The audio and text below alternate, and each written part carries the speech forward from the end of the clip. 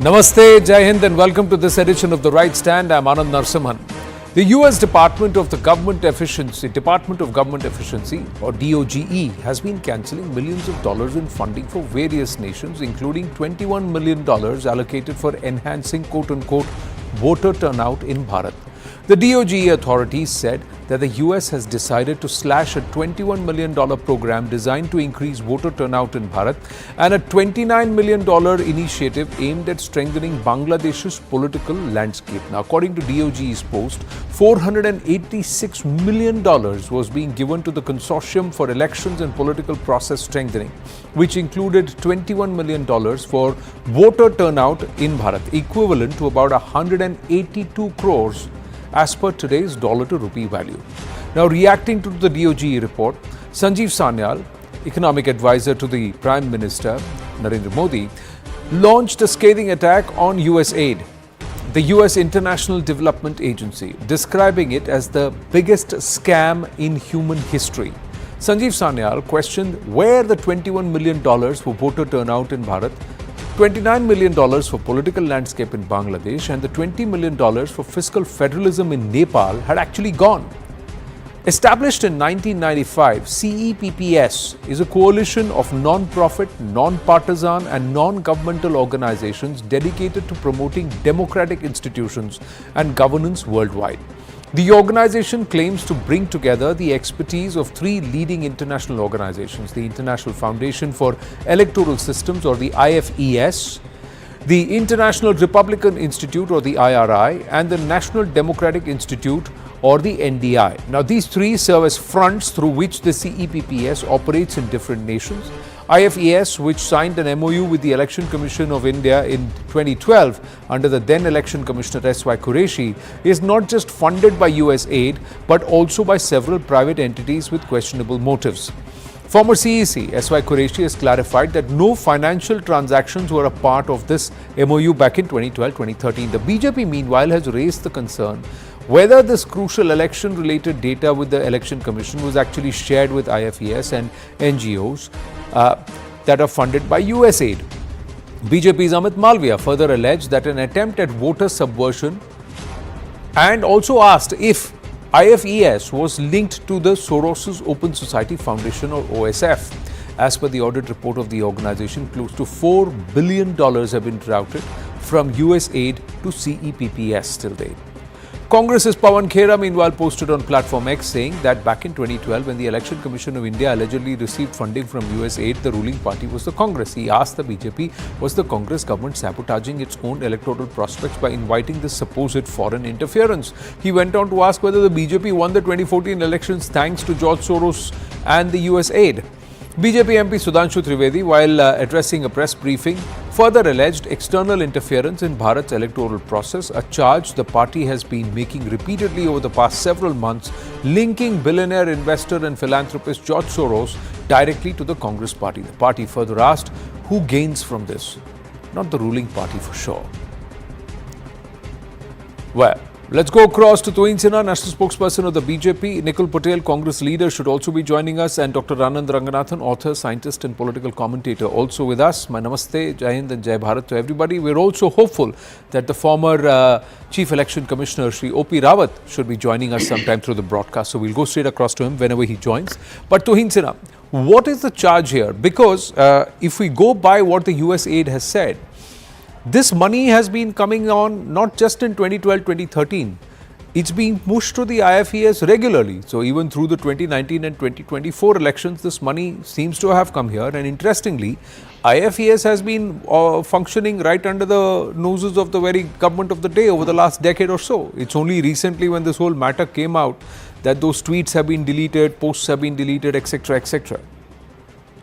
Well, namaste Anand, namaste everybody. First of all, the US aid, like Mr. Sanyal puts it, seems to be the biggest scam in recent times. So when they allocate $21 million for voter turnout in India, when they allocate $29 million for strengthening, democracy in Bangladesh, it seems that they are anyway mentioning the code words, because we saw how democracy was strengthened in Bangladesh by overthrowing Sheikh Hasina. So similarly, when they talk about increasing voter turnout in probably was, legitimizing illegal voters who don't, who don't deserve a franchisee, illegal voters, and No, Rohingyas and all of that. That is a serious claim that's being made. I'm interrupting you, Tuhin. Nikul Patel joins us, but I'm going to go across to O.P. Rawatji. He's joining us, so let's go across to him straight up. O.P. Rawatji, namaste. This is Anand Narasimhan here. So you presided over the 2019 general elections. Were you aware of this entity called IFES in Bharat? Election Commission has been aware of this for so many years, and they have been doing excellent work of strengthening democracy worldwide. They provide capacity building training wherever the institutions are available to election managers of different democracies. And in fact, India also signed an MOU with them to facilitate training of election managers of democracies worldwide at Delhi located India International Institute of Democracy and Electoral Management. And this MOU also specified that there will be no legal and financial obligation on either side because of this MOU. The training between IIDM and the democracy concerned from where the election managers come, Right. they will have a contract for financing the training, for sending the candidates. All those things will be between these two entities. So there is absolutely nothing. These agencies work only for strengthening democracy worldwide. But these agencies, do they need 180 crore to offer the services that they claim to offer to the Central Election Commission? Now, this will have to be seen for how many years. At times, they give for 5 years. In fact, I had a chance meeting on 24th of January in Delhi with IFS representative from Nepal. He was telling that another funding is going on. So these are normal things, and collaboration of election management bodies and these entities, multilateral entities in the field of elections and election assistance, these are normal. But at no point did you want to ask, where is this money coming from? Who's funding these entities? Or was the Election Commission helping them via funds that were privy to the Election Commission for the conduct of elections? Was there any talk about this? Because this sum of 180 crore, and that to a collaboration of knowledge partnership. One would say that this MOU was largely knowledge partnership because it was training people, making them efficient enough to conduct the electoral process. But did they make donations to the Election Commission? Did they make or to the election process, or do they draw funds, or were you not concerned as to where were they getting their money from? Absolutely no connection with Election Commission of India that they are providing any fund to us or we are providing any fund to them. They do not provide these funds for distributing. They provide these funds for, number one, for their offices located in that country. The officers are paid out of these funds. Second thing, the systematic voter education and electoral participation type of programs, they oversee, they monitor, they collect data so that the time series data is compiled and put in public domain for all democratic countries worldwide. So these are their works for which if a grant of 170 crores or 180 crores is given for 5 years, it's nothing. So you're saying if the 180 crores was being paid for a period of 5 years, this amount is nothing, but it was coming from the US government. Now that's what we are coming to understand, that USAID was the one that was releasing this money.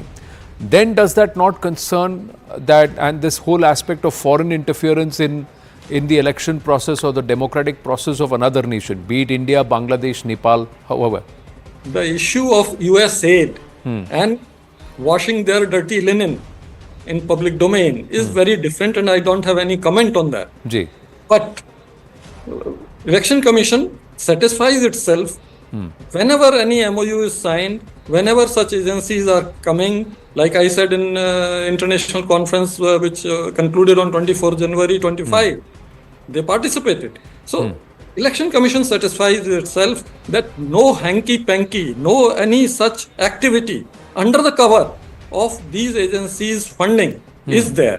Only then they get in collaboration with them. Did these people have access to electoral data? Which absolutely only that much data which is in public domain, nothing else. So the We already electoral. put in public domain. So did they have access to voter lists, voter IDs of various constituencies, etc., before the electoral process began?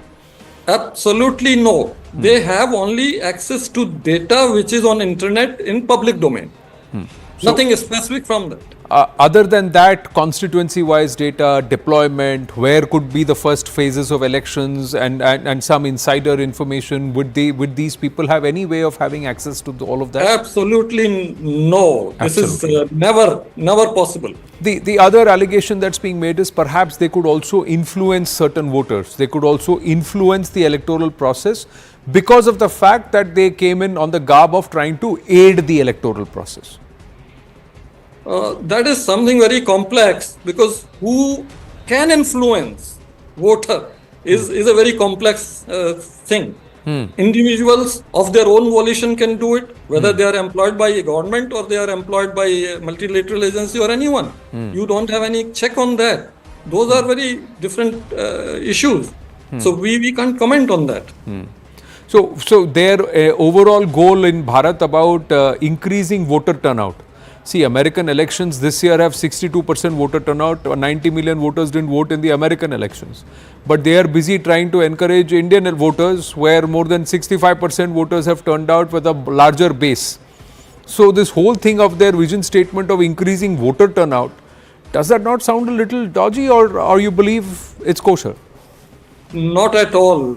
No issue on that side, because whatever funding USAID is giving to these people, they are utilizing according to their own contract with the USAID, and that is their internal matter. Whereas in our country, whatever we see that it is being done, that election commission monitors, that election commission always gets into and ensures that it is not at all affecting anything of our national interest adversely.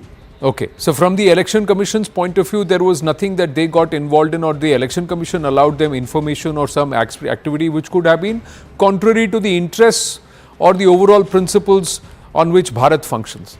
Absolutely none. Okay. Absolutely none. And Election Commission undertakes these international collaborations only to ensure that electoral democracy is strengthened worldwide, and we also benefit out of it. So were you at any point aware that their funding was coming from USAID, or that there was a US government involvement directly or indirectly in this process? Or is that coming to light only now? Whatever they were getting grants were not under question any time. Okay. And if it is coming right now, it is under the government's control, because FCRA, Foreign Contribution Regulation Act, has been amended. And all the funds are coming to one single account in Delhi for any agency or anywhere. So it has full control of the government. Point well made, O.P. Rawatji. Thank you for your time, and thank you for putting matters in perspective. And I'm going to take it forward with the rest of the panelists who've been listening in to you too, and to our viewers. So that's the former Chief Election Commissioner O.P. Rawatji, who was in office for 312 days, presided over the 2019 Lok Sabha elections. He came in towards the end of 2018. Yes, Tuinsina, you put your hand up, then I'll bring in Anand Ranganathan and Nikul Patel. When we talk about the mention of $21 million, that money in all likelihood must have gone to private individuals who have been behaving suspiciously in the last few years. And like I mentioned, increasing voter turnout is perhaps just the code word. The real job is to demonize India's democracy, demonize India's institutions, and demonize India's electoral process. Who have been doing it? In the last 2 years, obviously, the current leader of opposition, whenever he travels abroad, he demonizes India's democracy and he asks foreign powers to come and intervene. Number two, who does it? Mahua Moitra, who very clearly was talking about disenfranchisement in the state of Uttar Pradesh. There is no evidence to that. These are allegations which Samajwadi Party has been habitually making. So obviously, the suspicious behavior, and I'm sure, there are a few other members of these parties who have been similarly behaving in a suspicious manner, raising issues which may seem to have a larger foreign sponsor. Right. So Dr. Ranganathan and then Nikul Patel. Yeah.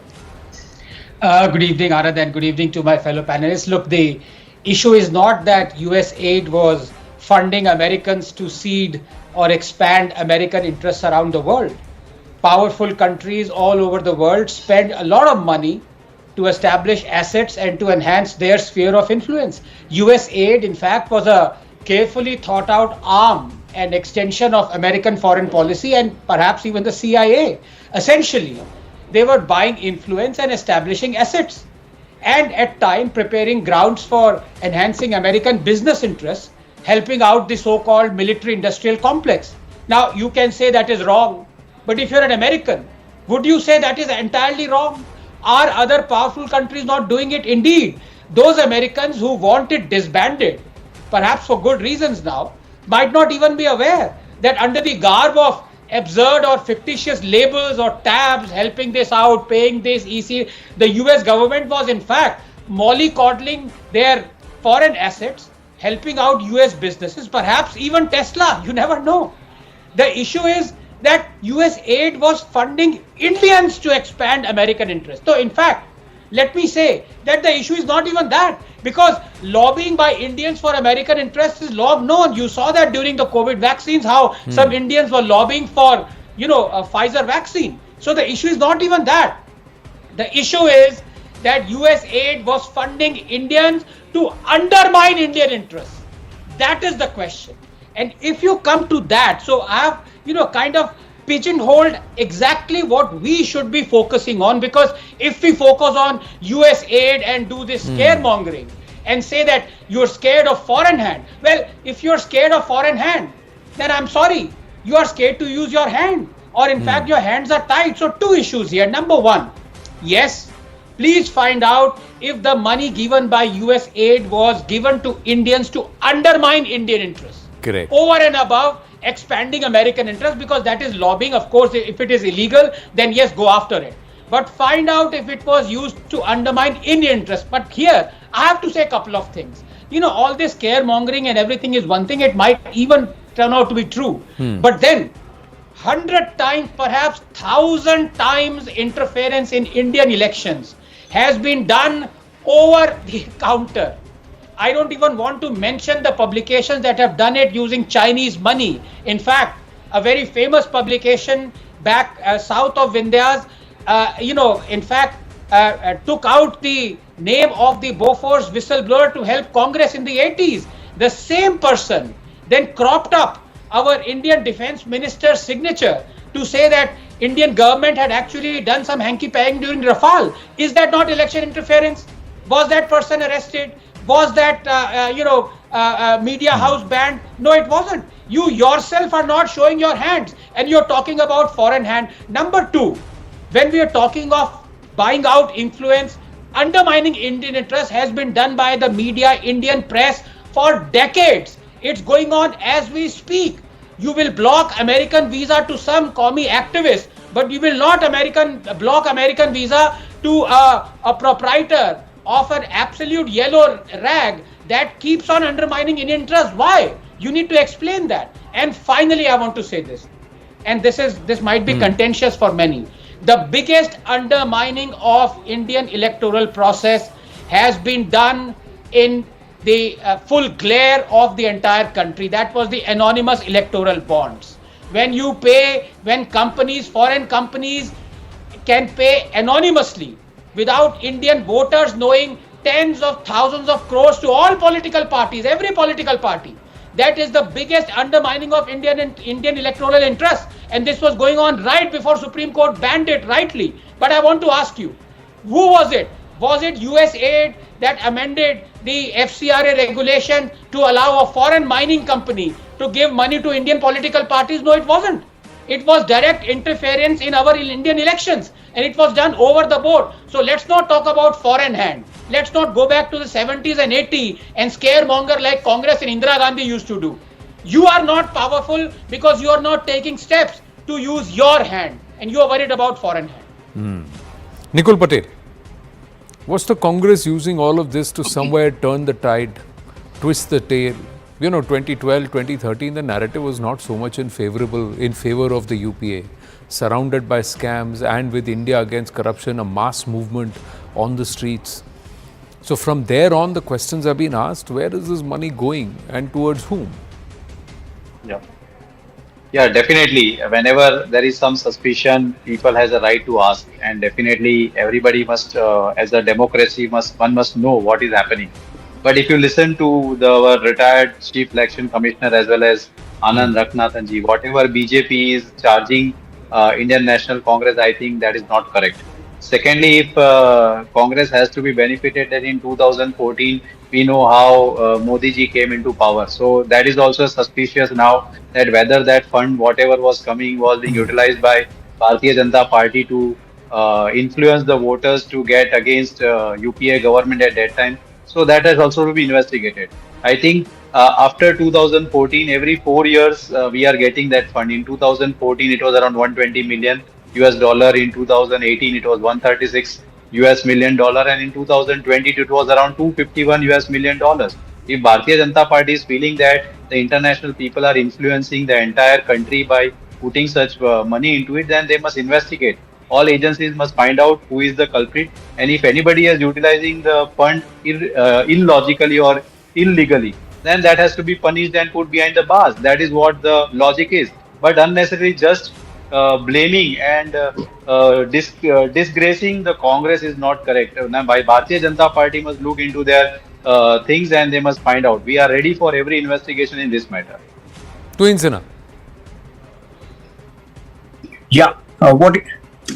What should I answer? There are many questions. This money has been coming under the very nose of the government of the day.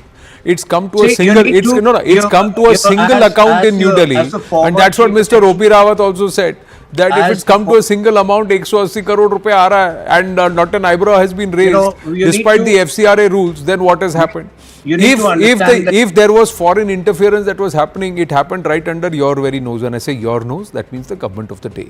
That's what Mr. Ranganathan Mr. Rawat had explained, where election commission is concerned, probably there was no exchange of money when it comes to election commission. Our sense is that certain private individuals, and it is not necessary that the money was transferred in India, certain private individuals who have a penchant for disappearing every 2 or 3 months to undisclosed locations, the money could have been given in those locations.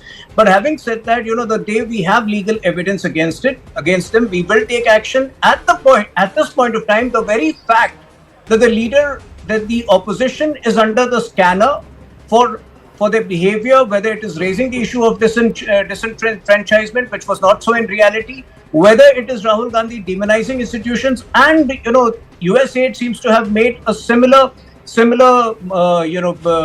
recording for its payment to that effect. I think the opposition needs to explain. But the point is, Twin Sinha, the counter to you is, you are in government. You couldn't close the tap. Why couldn't you close the tap? If there was money that's coming, you should have been able to find out that somebody is sending this money. Where is this money coming from? It's all wire transfers. It's not hawala route, right? And if 251 million as claimed by Nikul Patel is coming into the country, somebody should be worried. Somebody should have flagged this off. We should not jump the gun. First of all, those are recordings in the USAID of the USAID transfers. Now, whether that money has actually come, that is in the process of coming. A part of it has come. We don't know. But these are disclosures which have been made now, by Elon Musk, and I think appropriate action will be taken. There is no way that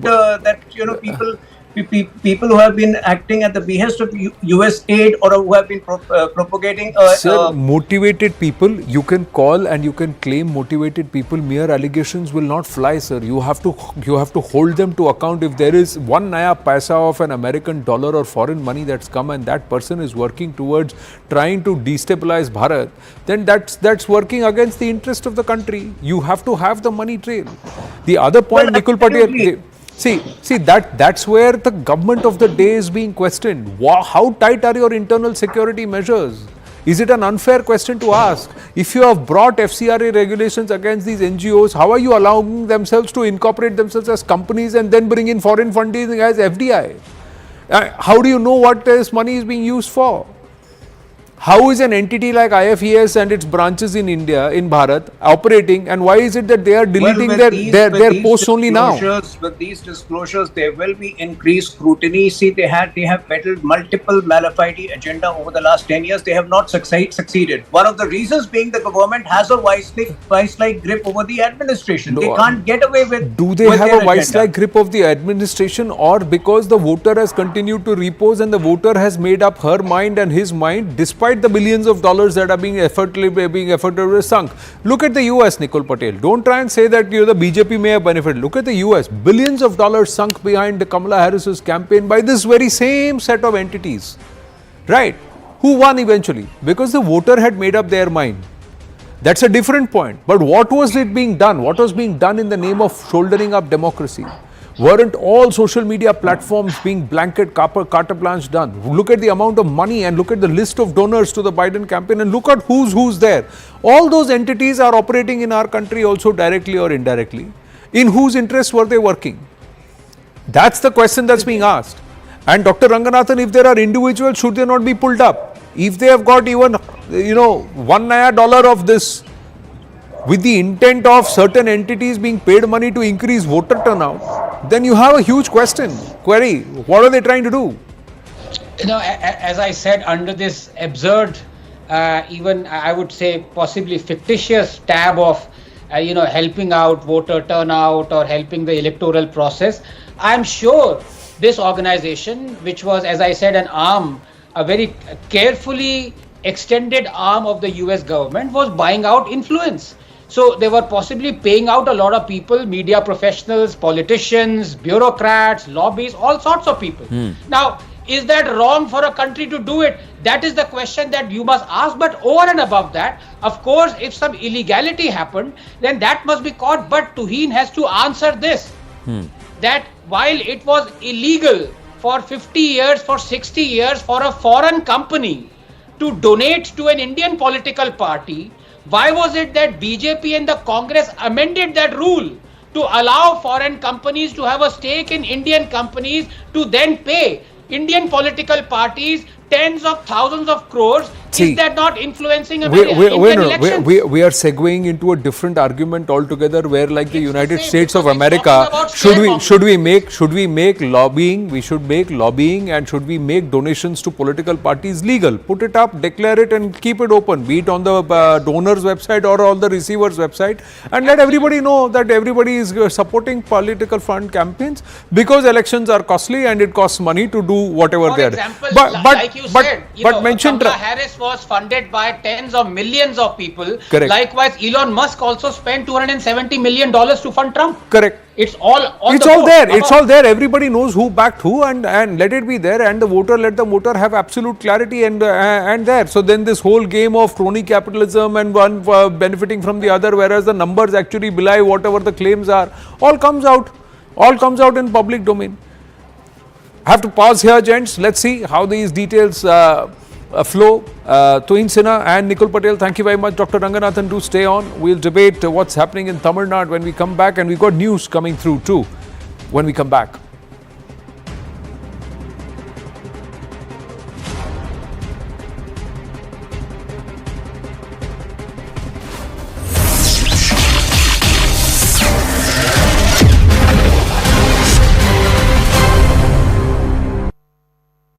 Market.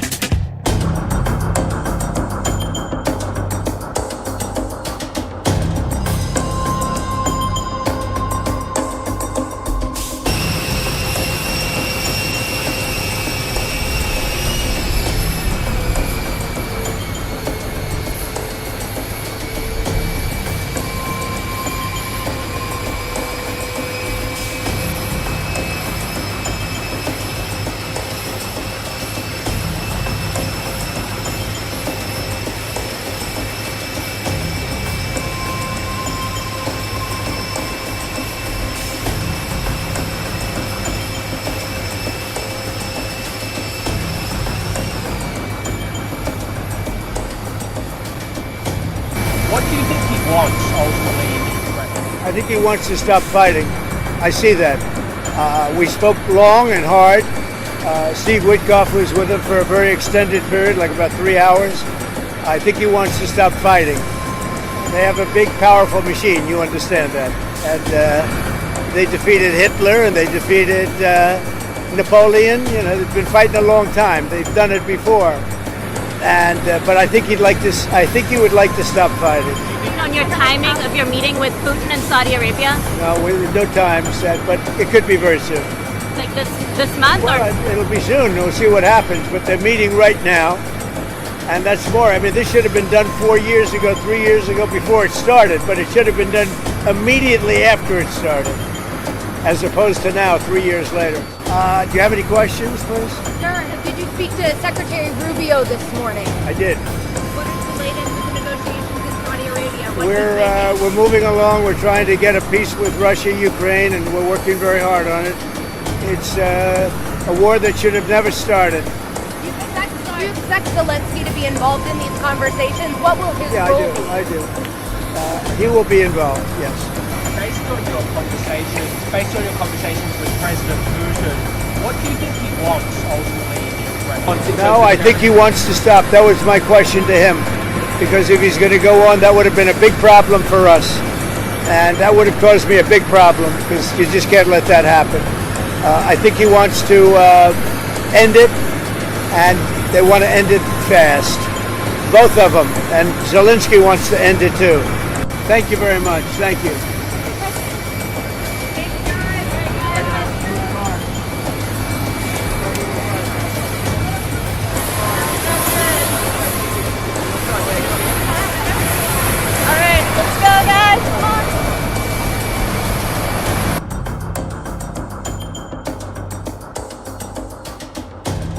Это мощный сигнал о том, что теперь будем пытаться решать проблемы посредством диалога. И теперь будем говорить о мире, а не о войне. Ведь что было с предыдущей администрацией? Никакого диалога, война до конца. Это была официальная позиция предыдущей администрации.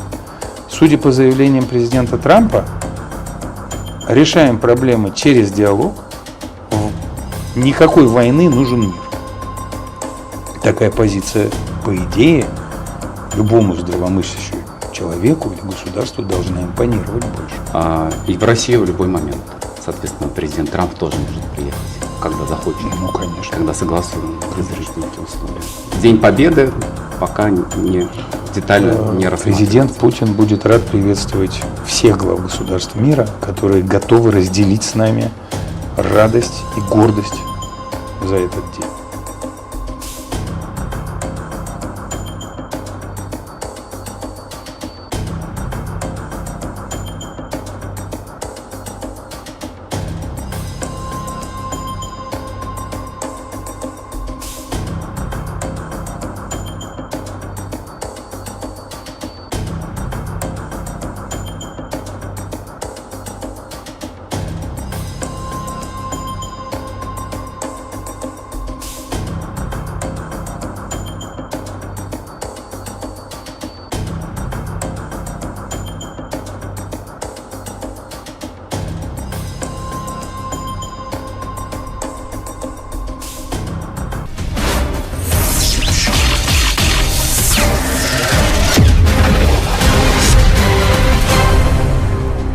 Back live with news just coming in here on this edition of The Right Stand. The Congress Party in an open letter.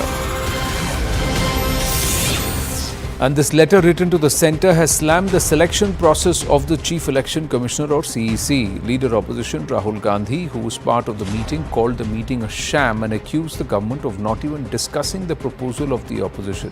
The Congress has further said that the meet was deliberately called by the government ahead of the Supreme Court hearing later this week on a plea on exclusion of the Chief Justice of India from the panel to select the CEC. So clearly, what happens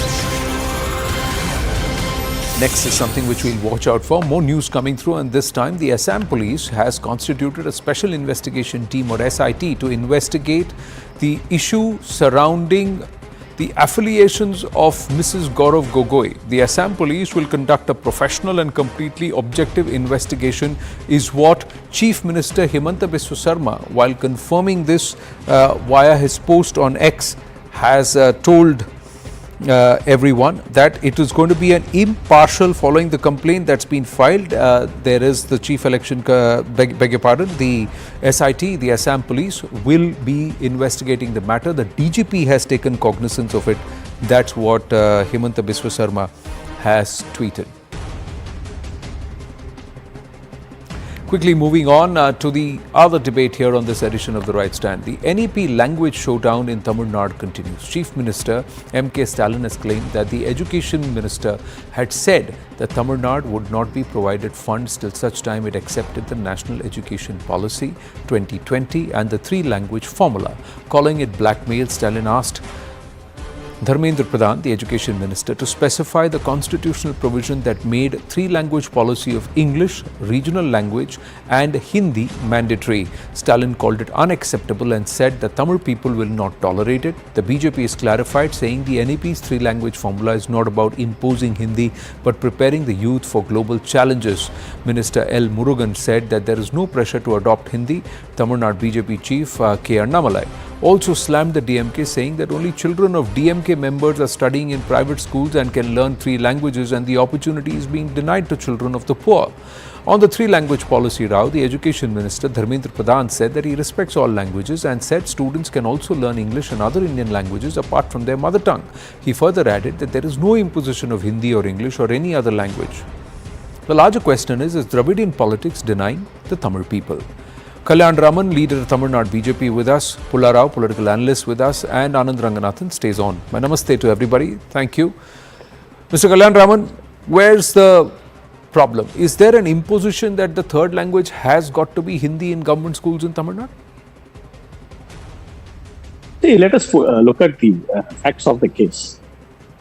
This three-language formula has not helped Tamil Nadu in any way. Let me give a very fundamental statistics about the Fundamental Learning Study 2022, where the 50% of third standard students of Tamil Nadu are not proficient with Tamil reading.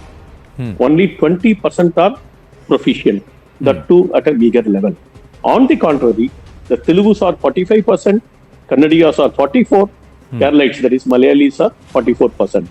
The Samachir Kalvi, that is what the DMK had implemented way back in 2006 across 2011, had brought down the standards of Tamil language itself, the oldest language of the world. So the DMK talking about education improvement is a sham by itself, number one. Number two, they keep talking about 2,154 crores. I was in another debate a while ago and asked the DMK spokesperson to offer me the breakup for 2154, for which he had no answer. And I know for sure that they don't have an answer under which of the headings the central government owes them the money or the funds. Number three is that the elections are approaching down the line 1 year to come. Before that, they wanted to set a narrative that this central government is against the Tamils. So the one and the only tool that they have in Tamil Nadu is that insult for Tamil or any imposition. These are the two factors on which they have been harping upon since 1967, even prior to that in the form of anti-Hindi education.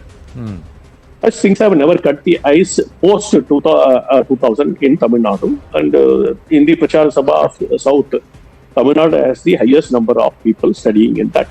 So people are in favor of learning Hindi. On the other hand, the state government is refusing to allow people to learn Hindi. Not only Hindi, we are talking about as part of NEP, the three-language formula. That means any two native languages we are talking about. The any two language, Tamil Nadu shares almost 600-700 kilometers of border with Kerala. Another 100 kilometers border with Karnataka, 300 plus kilometers with Andhra Pradesh. All those in the bordering area, adjoining areas are entitled to learn their language, which is being denied by the state government in the form of not accepting to the three-language formula, which is their birthright. Anybody who is a Kannadiga with a domicile in Tamil Nadu, or anybody who is a Telugu with a domicile in Tamil Nadu, or anybody who is a Malayali with a domicile in Tamil Nadu is entitled to learn his mother tongue.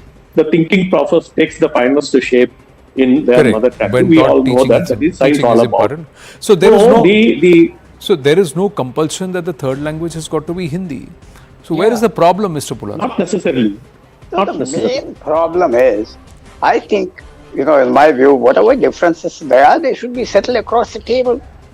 Mr. Stalin has, all the people on this panel know the special sensitivities of language in Tamil Nadu here. The extreme special sensitivities, more than any other state.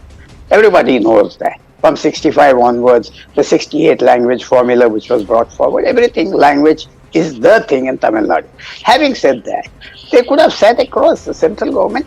I've been watching the Honorable Education Minister Delhi on this. He's never shown any conciliatory tone. He never said, come, let's discuss. I'm ready to discuss. Let us see if we can get these differences narrowed. You can't say take it or leave it, in my opinion. I'm sure other friends have different opinion. And Stalin is, been a figure in Tamil Nadu for the last 55 years. Much, much, much longer than nearly everyone in the government. Yet he listens to reason. He should have, instead of that, he said, you accept it or you don't accept it. I don't. That's not the way I believe. Central government is a concurrent subject. There could have been a talk. There could have been discussions. Can we do something? Can we find a way out of this? They don't want to do it. And, even the ADMK has come out in support of DMK. All the political parties, except the BJP, I think they have some qualified stand on this. Therefore, it is up to the central government to come forward, invite them and see where you can get on the differences so that you have a policy. Why create disturbance? Here is the thing, sir. Respect is a two-way street. If you want Tamil to be respected as a third language and as an oldest Tamil language, then you have to respect other languages. The third language is not necessarily Hindi. It could be Malayalam, it could be Kannada, it could be Telugu, it could be Marathi also, it could be any of the other languages that somebody wants to learn. Right.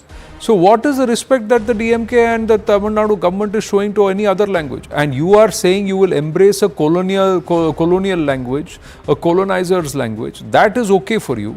But to have any of the Bharatiya Bhashas as part of the curriculum is a problem for you because you feel, so this is again somewhere it is soft separatism, it's not imposition.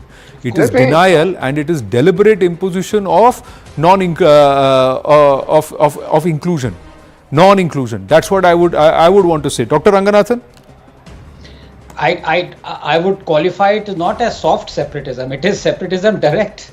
Sorry Anand, but that's the fact. And very precious education funds for that education for kids, Indian kids, 150 million of whom are out of school right now, is being compromised at the cost of bloated egos. Look, I'm sorry, language sensitivity cannot be an excuse for parochialism. No language should be imposed and no one is imposing it. You just now said you are having 3 language formula. The third language can be any language. It is not Hindi, essential. This kind of scaremongering should end because it is compromising the education of our children. And I say this as a proud Tamilian. Anand, India does not have a national language. And I think that itself explains to a great extent our incredible diversity and culture. Hindi along with English is our official language. It is another matter that the architect of our constitution, Dr. B.R. Ambedkar, wanted Sanskrit to be our official language. I quote him, Sanskrit should be the language of the Indian Union. For the first 15 years after independence, English should be used as an official language, but Sanskrit should be used as its parallel. After 15 years, Sanskrit should be made the official language of the Union, unquote. Remember last week, some DMK guy, ignoramus, was saying, objecting to Sanskrit. Anyhow, Anand, I'm not much of an admirer of any one language over another. To me, all languages are beautiful. They are an incredible endowment of human evolution. They reflect human ingenuity and diversity. There exist at least 8,000 spoken languages. And remember, languages like species die out all the time. In the last 50 years, did you know 310 languages have become extinct? But the ideas that were conveyed through those languages never do. They jump ship, fall in love not with just the language, but with the philosophy and the science and the literature written in it. Protect works before words. Left to me, C++ is as beautiful as Tamil or Punjabi, although I do not know any swear words in C++. Okay, that's the other thing is, sir, that the only language that has not changed but the scripts have changed is Sanskrit. Yes. So that's the other beauty about Sanskrit. You said 310 languages have become extinct for about 8,000 years plus. As documented, the language exists from Indus Valley to Brahmi to now Devanagari, and in between certain interpretations of Pali. The script changed, but the language remains the same, that is Sanskrit. Sanskrit has also evolved, old Sanskrit, new Sanskrit, Also and then 10 partially seconds, if I may. the Tamil also evolved. Now today 40% of spoken Tamil today and written Tamil today has got Sanskrit words in it. So Dayanidhi itself, Kalanidhi itself, Karunanidhi itself, these are names from Sanskrit. They are not actually pure Tamil names. So and they are saying that they have a problem with Tamil. So I'm just saying that how much will you drag politics to hurt the people of the state? Mr. Kalyan Raman, would you agree that the people of the state are also, because Annamalai has made an argument saying that employability comes down when you don't know an additional language? There are two elements to it. Number one, the Dravidian forces, they are not Tamil forces. Let us face the fact of the case. That's very clearly the question that we asked is Dravidian politics denying Tamil people? So there is absolute clarity here on the right stand. I'm coming to that. The nation didn't know a particular fact, which I'm trying to throw a little light on that at this point of time. Way back in early 20th century, the Britishers promoted this Dravidian philosophy just to ensure that the Brahmins who were spearheading the independence movements had to be thrown out of the independence movement by putting them into a kind of a tough situation. For that, whoever you talk about Vavesu Iyer, Subramanya Bharati, Subramanya Siva, Vanchinath, and all these were born 1880s, and by 20th century beginning, they were the pioneers of the independence movement, excluding Vavu Chidambaram Pillai, who is the only non-Brahmin in that moment. So, in order to put them in a tough situation, the Britishers have evolved a theory called Dravidianism. This Dravidianism has been evolved as anti-Brahmin organization, which in turn turned out to be Justice Party, in turn Dravida Kazhagam, in turn Dravida Munnetra Kazhagam, that is in 1949. Okay, this is precisely anti-Brahmin, anti-Hindi movement that has taken place over a period of time. Post-independent, it became anti-Hindi movement, and without any substance, without any developmental agenda, without any great knowledge about Tamil, the so-called Dravidian identity was imposed upon Tamil Nadu. The Dravidianism was imposed upon Tamil Nadu. Nobody in the rest of the country, Interesting. Tamil, Telugu, Malayalam, Kannada, are supposed to be 5 languages of Dravidian. Correct. But nobody among the 4 have ever accepted the Dravidian philosophy. So the word Dravida itself means that you come from a land that is surrounded by water on 3 sides. Precisely, Adi Shankara says I am a Dravida Sishu. Correct. So Adi Shankaracharya, who was born, I am a Dravida Sishu. who's born in Kerala, goes to the king of Kashmir and says that I come from the land that is surrounded by water on 3 sides, and that is why I am a Dravida Sishu. So if it is Dravida politics, then anything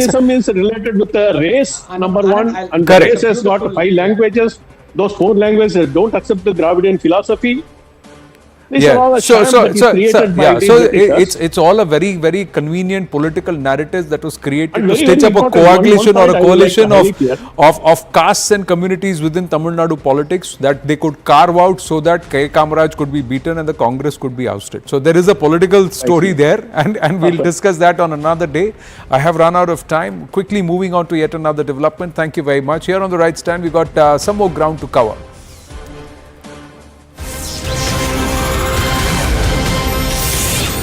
This is about the neighborhood, and we keep an eye on Bangladesh because a lot will transpire based on how that nation behaves, its leadership behaves.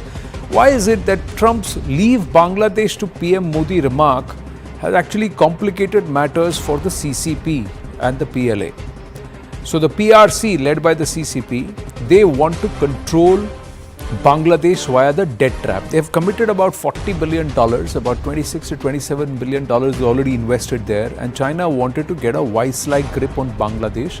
And that's the reason why the US government also, if you were to go by what Mike Pence said, they wanted to ensure that they push the Chinese out so that this region does not get under Chinese control. Now, government sources have told CNN News 18 that China is upset with both Bharat and the United States due to the arms deal between the two nations, which Beijing has termed as dangerous for the region.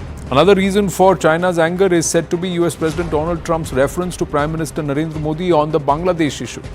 China's agitation stems from its huge stakes in Bangladesh, which top Indian government said are part of its broader South Asian strategy. That entire BRI initiative, and also to circumvent and become the big hegemony in this region and to control this region. Now, government sources have also added China aims to balance Bharat's dominance in South Asia by putting Bangladesh into a debt trap through investments and defense cooperation. Bangladesh is one of the fastest growing economies and a target for China to dump all its products there. Professor Brahmachalani, strategic affairs expert, is with us. Your thoughts on how things are unfolding. China is pushing its interest as a nation. America is pushing its own strategic interest as a nation. Bharat has everyone's welfare in mind along with its own progress. How do we sort this entire Bangladesh issue now? Anand, first look at the bigger picture. For China, a US-India alliance of any kind, whether it's a soft alliance or a proper alliance, is the ultimate geopolitical nightmare. So when Modi goes to the White House and there is a warm equation between him and Trump, that unsettles Beijing. But what is unsettling Beijing the most is that since the coming of the new Trump administration, Washington is seeking to shift its strategic focus from Europe by ending the Ukraine war, shifting it from Europe to the Indo-Pacific. And as the US Defense Secretary Pete Hegseth said a few days ago in Brussels, that the US now wants Europe to take care of its own security so that the US prioritizes deterring war with China in the Indo-Pacific. Those were his words. So clearly, the focus of the new US administration is on China. Even these steel and aluminum tariffs that Trump has imposed on America's own allies like Canada, Japan, Mexico and all are really directed at Beijing, because China has been dumping its steel and aluminum in countries like Canada, Japan and others. And these countries in turn have been dumping their own domestically produced steel in the US market. So to stop this indirect dumping, Trump has slapped tariffs on America's own allies. But the whole game plan of Trump is to shift focus and take on China. And in that context, the fact that Trump very early on in his new administration, has hosted the prime ministers of India and Japan, the two main Asian rivals of China, is really unsettling Beijing. But with respect to Bangladesh, Bangladesh is now a lot of Chinese money invested. The US has somewhere engineered a regime change, if you were to rely on what Mike Pence has claimed and what Mohammad Yunus himself has gone ahead and said on US shores. Where does Bharat stand here? Now, do we need a democratic pro-China leader there? Do we need a democratic pro-US leader there? Or do we need someone who has their own mind and function and faculty and works well with Bharat there? How does this work now going forward? Anand, Bangladesh is sliding into jihadist chaos. This will have direct implications for India's internal security because India surrounds Bangladesh from three sides and Bangladesh's borders are very porous. India is already home to millions of illegally settled Bangladeshis. For America and for China, Bangladesh is a distant object that they can play games there. The Americans did the regime change. There's no doubt about that. In fact, the Biden administration was shielding and propping up this undemocratic regime that has been installed by the military led by Mohammad Yunus. And China has been quoting the same regime. In fact, China knows that the power behind the throne in Bangladesh today besides the army, is the Jamaat-e-Islami and its youth wing. And so it invited the top Islamist leaders from Bangladesh a few weeks ago, and its ambassador in Dhaka has been publicly meeting with Islamist leaders. So it clearly shows that China is seeking to build an alliance with unsavory elements in Bangladesh to advance its interests. Now, where does the Trump administration stand is the big puzzle, because as you know that Trump in the joint news conference with Modi flatly denied US deep state involvement in Bangladesh. Of course, it would have been difficult for him to say that the US deep state was involved in Bangladesh, but we will be watching very carefully. Yes, we will. Professor Brahmacharani, US government policy. I have to interrupt you here, sir. We've run out of time here on this edition of The Right Stand. We'll take this conversation forward very soon. Winding up, brass tacks with Zaka after the break. Stay with us.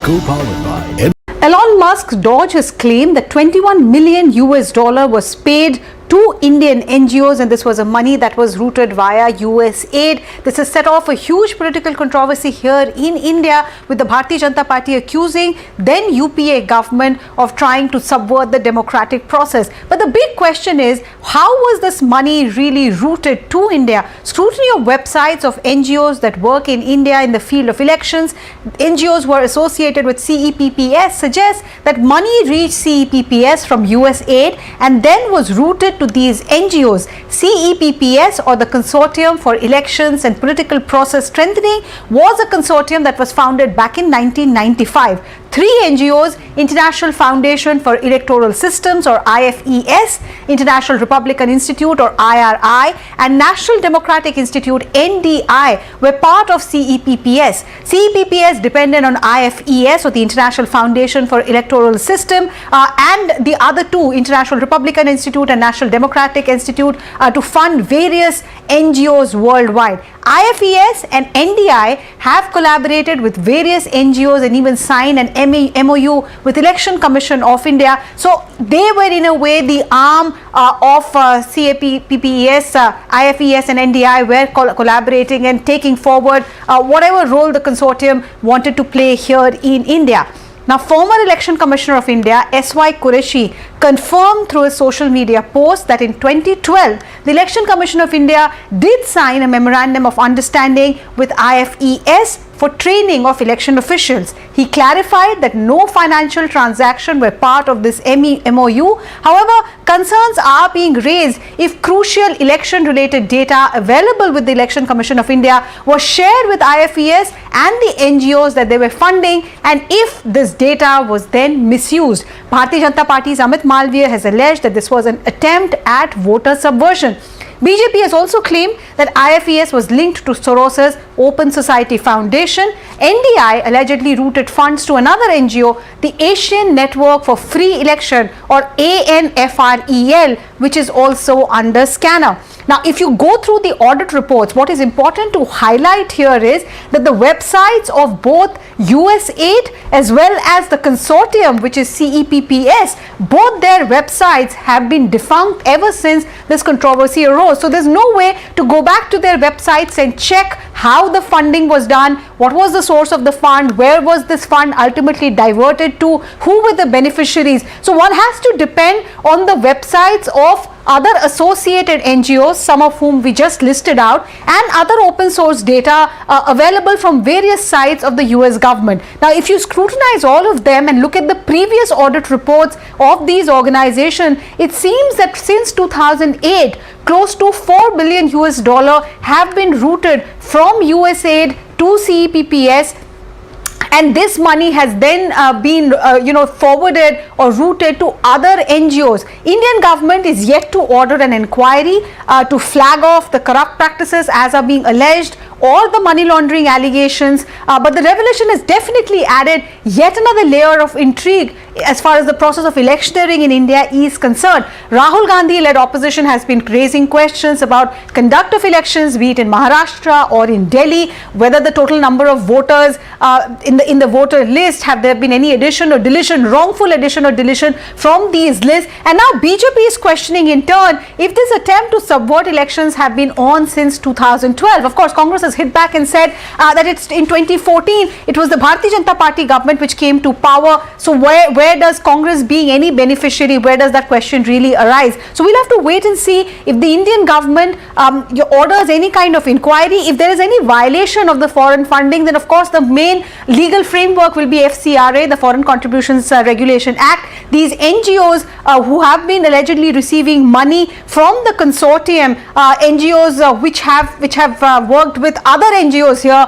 two of them have been flagged off. We are not naming them, but these are big ticket NGOs known to have some credibility as far as election numbers are concerned, democratic reforms are concerned. It seems that money was routed to them as well. So since 2012, this alleged attempt to subvert is what BJP alleges. We have reasons to believe that since 2008, USAID was routing this money to various Indian organizations, and since their websites are defunct, we'll have to wait and see if an inquiry is ordered by Indian government to get to the bottom of all the allegations being made. Elon Musk's DOGE has claimed that 21 million US dollar was paid to Indian NGOs, and this was a money that was routed via USAID. This is set off.